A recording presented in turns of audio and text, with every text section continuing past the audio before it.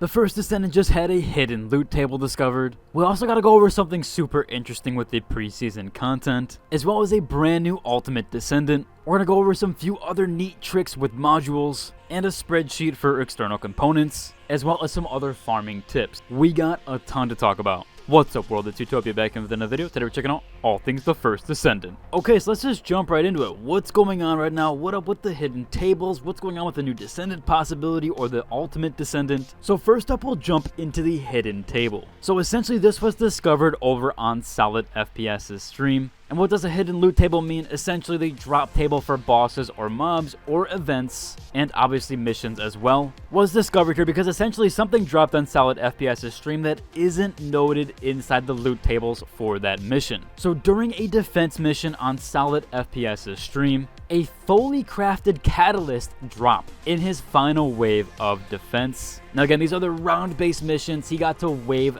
21, so it seems like you will need to push either that later mission or that later wave. Again, not every defense mission has a level 21 or a wave 21. I believe some only go up to 10. However, more than likely, either you will need to get to the last wave in order for this to have a chance to drop, or the likelihood of it dropping in the beginning waves is so low that you'll never see it. Still really cool to see that a fully crafted catalyst, not the materials, but a fully crafted catalyst will drop during or can drop during a defense mission. If you don't know what the crafted catalysts are, essentially allows you to prestige your character or weapon.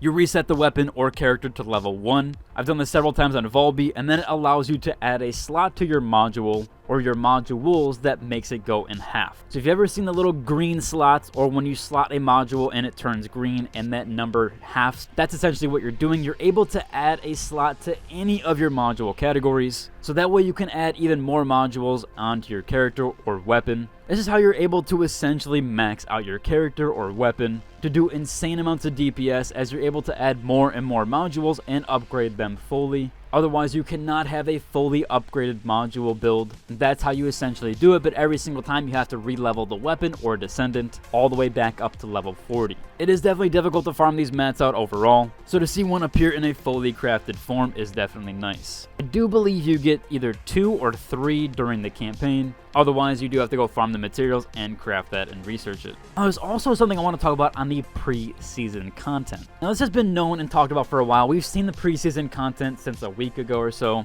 However, there is something super interesting here. So over on the pre-season content tab on the TFD website, we have some stuff here. Again, Luna being in the August update release. However, they say 21 Descendants here. They are counting Luna in the 15 original. There was only 14 original, but however, Luna is going to be number 15. However, here they say and 6 Ultimate Descendants. If you don't know, currently we only have 5 Ultimate Descendants in game. Now from the roadmap, we do know that we're getting Ultimate Volby, so that more than likely is these new 6th Descendant. However, something that I found interesting here was that they have Esimo, Enzo, Eugen, and Luna all on the same tab here. Again, these are the newer characters overall, but something tells me we might see one of these as an Ultimate Descendant sooner than later. The reason being, in my opinion, is that Sharon is actually easier to farm than Volby. So you would think if it would go in order of how to farm these characters, or in the order that you do encounter these characters, Volby would be later on. However, that's not the case, and we obviously currently don't have an Ultimate Sharon. So because they're showcasing these characters together, more than likely we might get one for one of the newer characters. We also have something really cool to go over with the modules.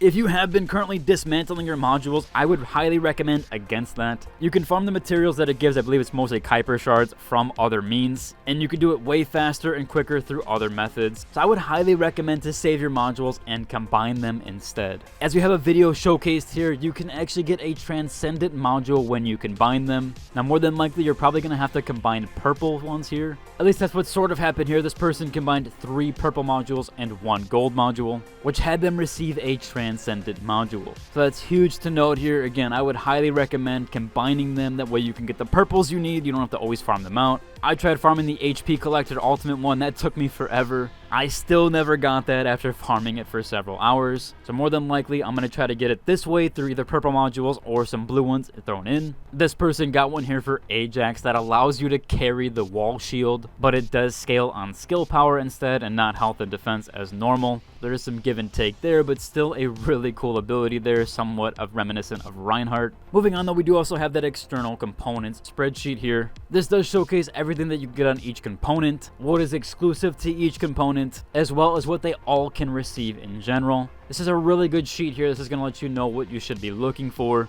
and that essentially if you want toxic, electric, chill, or fire resistance, you have to get it on a specific component. Obviously those correspond to only one. You cannot get toxic resistance on a memory module, but a processor, and the same for others here. So this will definitely help you kind of build up the resistance stuff as well as what to look out for. Again, links to everything I cover will be down below. Speaking of spreadsheets, we also have a brand new copy of a Void Fragment spreadsheet. I've been using this one as of late, as it also includes the hard mode difficulty ones. In all of my future guides, and I'm going to go ahead and link it in on my old past guides, I'm going to include this in the description down below. That's for the Descendant character guides that I've been doing. That way you can farm those Void Fragments a little bit easier, as it seems like the reactors are kind of the way to go, especially if you do have hard mode, and more than likely you're going to want to farm the materials on hard mode and then plug it into a normal reactor. Seems like the way to go there. That's how I farmed Enzo out, and I have Enzo cooking right now. Now we have some last minute mentionables here. We have this one here where they should remove the multiplier and give us a plus and minus option with how much we want to make for the phase exchanger, as well as some few of the resources. I do hope they add this in the future. It does seem a little convoluted to just have a ×4 and a ×1.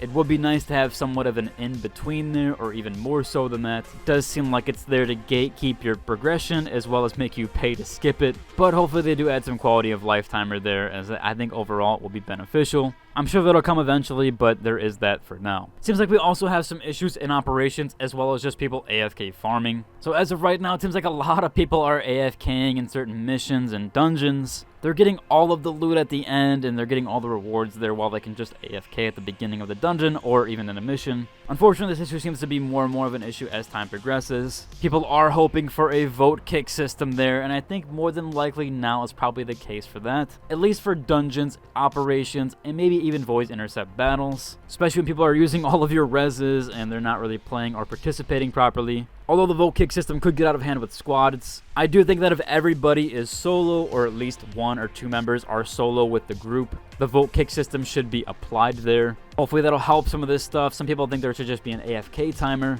Although the AFK timer is fairly quick, I think it's only 15 or 20 minutes and you're removed. But most missions don't really take that long anymore, especially with people going back and having to farm stuff. Again, hopefully that system is added eventually for you guys, as I know it's becoming more and more of an issue. Again, links to everything that I covered will be down below. But that should have covered for today's video. If you like and subscribe, until the next one. Deuces.